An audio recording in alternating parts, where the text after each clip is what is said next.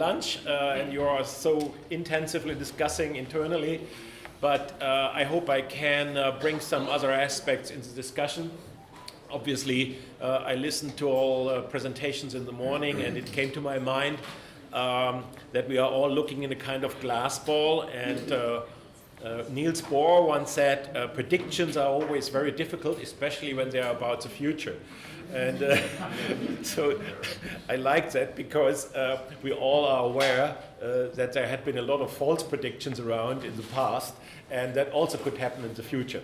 But that's also a good story because innovation is open, and the only sure discussion, and we all share, is that there are a lot of disruptive technologies around, and that there will be a lot of changes anyhow.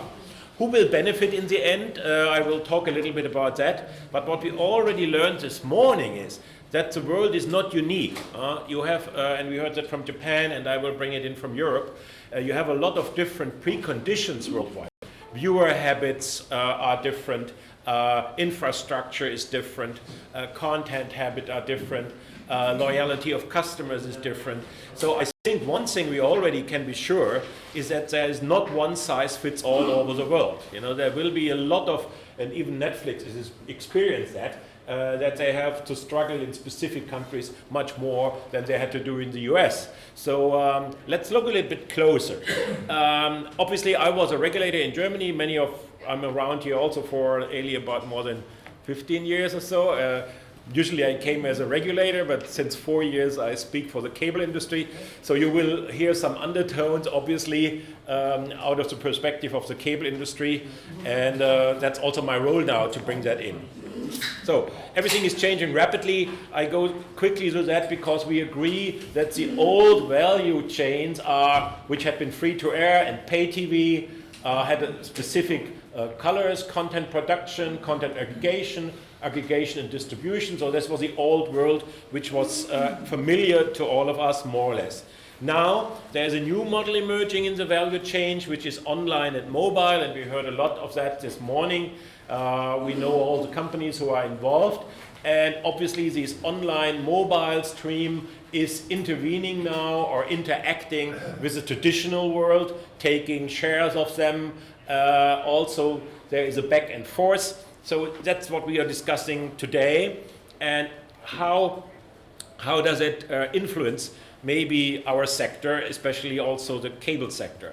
One thing we already seen, and Robert talked a lot about that, is that the networks are astonishingly good handling the video tsunami which happened, because otherwise nobody in the world could see Netflix if we wouldn't have upgraded the networks dramatically. And we heard that this dramatic upgrade doesn't happen in Alaska, but obviously it happened somewhere in the world, otherwise these business models would not be enabled. And Robert, I think you agree that it will go on. This is a Cisco slide, I think, from some years ago.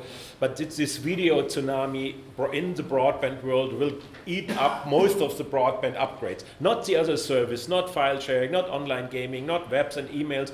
It's only video which will take this enormous amount. And that's something we also share, and I need not argue a lot about that. But despite all these changes, and that's some difference which I see to the US, I will a little bit elaborate it, because Hal Vogel said he wouldn't bet on cable companies because he sees cord cutting and he sees that there is a lot of shaving and all these kind of things. That's a little bit different in Europe, and I will explain you and elaborately why. Obviously, also in Western Europe, the net additions between 2010 and 15 are for cable TV, also a little bit negative. In Central and Eastern Europe, it was different. So everybody had more net adds in this period, but it comes to a halt. So we don't see that much of cord cutting like we have seen here in the US. And also, if you look at the April from the cable companies in Europe, we see that they happened quite good to handle this digital transition. They had been analog in the middle of 2005. Everything is now more and more digitalized by cable subscriptions. And the APRU of cable companies is growing in spite of a little bit decrease of subscribers. So that's a good news in Europe, at least. And that's why it's because of the infrastructure. And we talked a lot about content and infrastructure. And cable companies are obviously in infrastructure as a core stronghold, but also acquiring content. And some of them even have produced their own content in some relation. So it's a mixed business. And you see that the core point which is good for European cable companies, Unity Media, Ono, Virgin Media and others, they invested a lot over the past 10 years in upgrading the infrastructure. So they are now, and I know it from Germany, in 70% of the German households is a cable network. And I myself a customer, and you can get now not only 100 but 500 megabits over a DOCSIS network. And incumbents are unable to do that. And fiber migration takes a long time. We know it, everybody is sometimes not economic. So fiber to the home, you imagine in recent years, Germany added, I think, 4 million cable subscribers for broadband only, you know. They keep the TV, but for broadband, because you won't get 500 meg or 200 meg with DSL or with VDSL or even with vectoring. And we have only 200,000 FTTH connections in Germany. But we have now 8 million DOCSIS connections in the 70%. And that's a stronghold which will go on. And this investment is now paying off. Why? DOCSIS 3.1, and you know that this is the next investment chain in cable networks, will have the potential to have 10 gigs downstream and even will be symmetrical. And G-Fast might go up to 1 gig, you know, but there is still a huge gap. And it's not this gap in technology only. I think you can do that much faster than digging up the ground, because it's just you taking advantage of the existing infrastructure, so the last mile or the last meters in the house. And this is an advantage which doesn't need the huge investment you would need if you would replace it by a fiber structure. So this is something you have to keep in mind. And also, it shows that cable operators added revenue-generating units, not out of TV signals. You know, the TV market is quite stable, and but they had this stronghold in internet, you know, in broadband internet, because they have this differentiation criteria. And even if you would have only online services, you still need an internet connection, you know. So that's something which is unavoidable. Even if somebody would have only online content, only Netflix, only YouTube and others, he still needs a good internet connection. And if you have a stronghold in this kind of infrastructure, you are quite safe and you can generate your APRU, and it was growing over the last years by 28% for the cable operator. Okay, now we know there is a lot of disruption. We talked this morning, consumer behaviors are changing, video habits are changing, there's a shift from linear to on-demand, there is cord cutting, shaving, infrastructure is changing, online and mobile value is increasing, new content production like Netflix are there. I just make it brief because that's something we all shared this morning, that there are a lot of threats. So the issue is now, what is, and maybe this is different to what was discussed this morning, and I will elaborate a little bit. I told to Eli that there was a study from the Boston Consulting Group in Germany. It's here, it's done, supported by Liberty. It's called The Value of Content, so it's not only my ideas, to be honest, you know, they made a very deep research on that, and they came up with a scenario technology, a scenario prediction, to say, okay, there is not only one possible outcome in the future, there are 5 possible outcomes. And even some of these outcomes might be combined. You know, it's not that there is only one thing which can be predicted. All the actors, the existing actors, are learning, you know, and you know, Mike Fries, who is a CEO of Liberty, he sometimes said, okay, Netflix was fine, it was a wake-up call for the industry. So, but we are not sitting put like a rabbit who is watching a snake, huh? that we are eaten up, because they're also changing, you know, we are changing our habits, and we are changing the business models. And that's about the scenarios which might come up. So, this is, there is one base scenario, and this is more or less an evolutionary scenario that everybody adopts. And you know, we have seen that a lot in the industry, by the way. Sometimes people predicted when electronic media will come up, books will disappear, you know, or electronic offices will come, so everything will be no longer on paper. We all know that it's wrong. You know, there are still book fairs and millions of books are produced. So it doesn't mean that something is completely dying out. So the model, the business scenario, which would set a gradual natural evolution, is that online mobile value chain emerges in an evolutionary way. All three value chains ended up being robust. Incumbent networks establish their multi-platform solution as add-ons to traditional services. So it would not be a replacement, but it would be a coexistence and an add-on. And emerging online mobile players continue gradually to gain market share, but remain mostly complementary. By the way, that's something which happens in Europe because of these bundles. You know, I talked about bundles. They are very affordable. You know, a bundle in Europe is 30 euros for a triple play.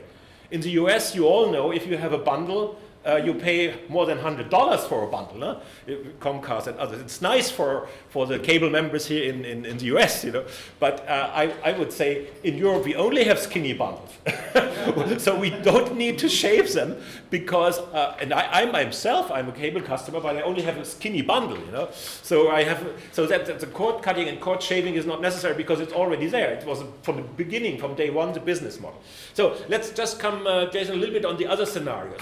The other scenarios, make it brief, incumbent aggregators dominate the navigation layer, which would be a revolution because we all know that search is very functional. I have a Horizon box, to be honest, but I know if I want to switch to OTT, it's always complicated. You have to shift to another system. It's not completely integrated. So the basic idea is that the incumbents of infrastructure would also generate a powerful search engine where you can search over all the platforms, OTT and online. If you would have that, then you would be the primary door, not only to your own content, but also to the internet. And if we have the search engines are far away from this functionality, it would need a lot of investment. And to be honest, it's also a threat because so far many cable operators still want to favor their own content they have paid for over other content, and that's done by search engines. But this would be a great challenge. They would have a door opener to all, and that would be a big benefit for customers. So that could be one more. Then the infrastructure owners would be the disruptors if they would create this overall platform search engine, and customers would like that, out of doubt, you know. And there are already first signs that this is happening. You know, the Xfinity box from Comcast, the Horizon box from Liberty, they already have embedded services, but not in a perfect version yet. The others is aggregators compete on the basis of exclusive content. This is a model like BT or others are buying content everybody would like to see and integrating that in their infrastructure broadband package. So they would say, if you want to see that, you have to subscribe us. Little bit tricky. It costs a lot of money. You know, BT in UK paid a lot for the Premier League football rights, you know.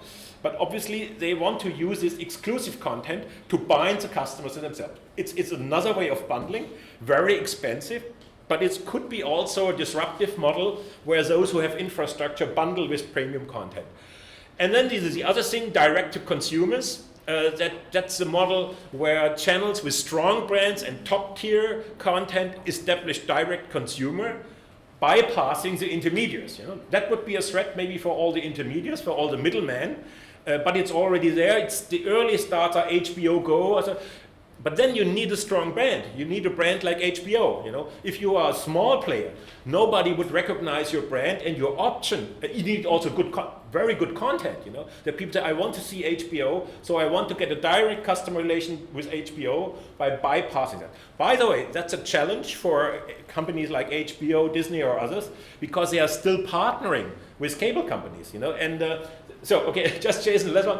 And the last one is the digital aggregators compete with others by having a linear service directly to the customers. That's Amazon, Apple, and others could integrate linear TV. There are always rumors about that they want to have a linear TV offer, which they didn't have yet. You know, they're always talking about it. I wonder why.